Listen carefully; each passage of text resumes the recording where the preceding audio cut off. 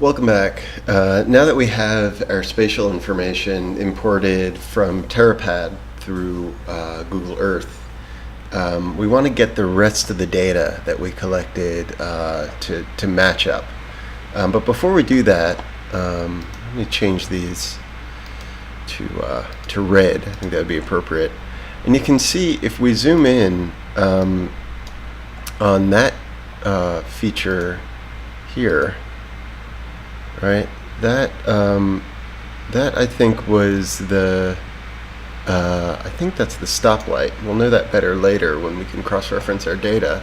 But you can see it's definitely not in the right place because it shouldn't be in the street. So if we want to edit in ArcMap, what we need to do is we need to say edit features. And that's the layer we want to edit, so say continue. And now we can just click on that and drag it, and I know that that sign that I saw was really right here. And then we can go back to the editor toolbar and say stop editing, save edits. Yes, we want to save our edits.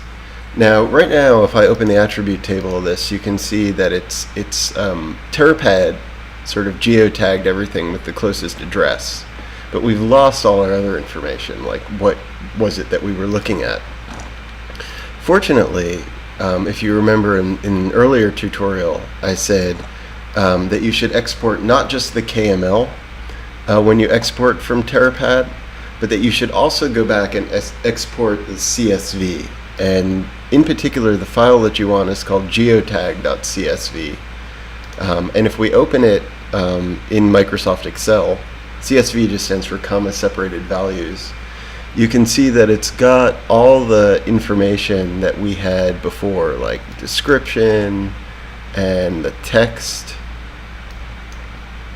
And in this case, and also the name of the photograph. So let's not save it. If we go back into ArcMap and we say add data, and we navigate towards where we had that data saved, it's the geotag.csv, we can bring it in. And what we need is we need a way of referencing this list of stuff with this list of stuff. And the first thing we need to do, if you open up here, is you see each one of these has a unique ID that's been assigned to it. Well, it turns out that if we say data, export data, just like we were doing before, we want to export all records. And let's choose a good spot to put that in. So the LIC map, tracking, let's put it in the Terrapad GIS. And we want to bring it in as a DBase table. Let's call it Terrapad info. And we say OK. And yes, we want to add it. So now we can get rid of this geotag CSV. Remove. And if we open this up, you can see that it's now everything has got this OID, which is basically numbered sequentially in the order that it was brought in, and those will line up with the OID here because those were brought in the same order. So if we go and we right-click on our points, and really, while we're at it, we should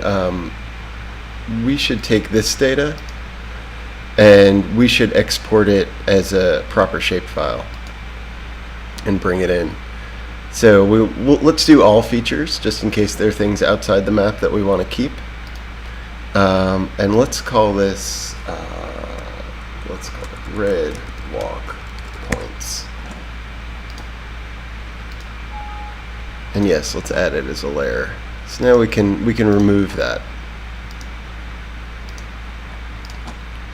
So if we go and we say join, we want to join this based on its OID So let me make sure that that's right. No, based on its FID. Somehow the OID is all set to 0, but the FID looks right. So let's try that again. Join based on the FID, and we're going to join it to the Terrapad info based on the OID. I don't really know what OID and FID are, but I know it's going to work. I know it's basically a number that's been assigned by ArcMap to each record in the order that it came in. In the case of red walk points, it used the FID. In the case of the data in Terrapad info, it used the OID.